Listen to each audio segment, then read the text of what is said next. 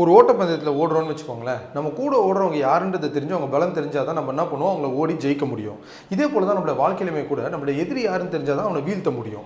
ஆனால் ஒரு சில விசுவாசிகள் என்ன பண்ணுறாங்கன்னா, எதிரி கூடவே சேர்ந்து ஓடணும்னு ஆசைப்படுறாங்க. ஃபார் எக்ஸாம்பிள், வியாதிகள், பிரச்சனைகள், கடன் தொல்லைகள் அவங்க வாழ்க்கையில் வருதுன்னா, இதை சாத்தான் தான் கொடுக்குறான்னு தெரிஞ்சால் தான் அவனை வீழ்த்த முடியும். ஆனால் இவங்களாம் என்ன சொல்கிறாங்கன்னா, கர்த்தர் தான் இதை கொடுக்குறாரு, இது மூலமாக ஏதோ சொல்லித்தரணும்னு சொல்லி பார்க்குறாருன்னு சொல்லிட்டு காலங்காலமாக அந்த பிரச்சனைகள் கூடவே சேர்ந்து வாழ வந்து பழகிடுறாங்க.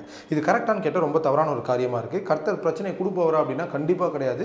இது குறித்து வேதத்தில் சங்கீதம் 46 அதிகாரம் 1 வசனத்தில் தெளிவாக போடப்பட்டிருக்கு. God is our refuge and strength, a very present help in trouble. Trouble அப்படின்னா பிரச்சனைகள். நம்மளுடைய பிரச்சனைகளின் நேரத்தில் கர்த்தர் யாரா இருக்காரா? ரெஃப்யூஜ், ஸ்ட்ரென்த், ஹெல்ப்னு சொல்லி 3 விதமாக வந்து போடப்பட்டிருக்கு. ஸோ இப்படி இருக்க ஆண்டவர் நம்ம வாழ்க்கையில் பிரச்சனை உண்டாக்குவாரா அப்படின்னா கண்டிப்பாக கிடையவே கிடையாது. ஸோ இந்த பிரச்சனைகள் எல்லாமே நம்மளுடைய எதிரியான சாத்தானிடத்துலேருந்து வருதுன்றதை நீங்கள் எப்போ புரிஞ்சுக்கிறீங்களோ அப்போ தான் கர்த்தருடைய வார்த்தையை கொண்டு அவனை வீழ்த்த முடியும். God bless you all.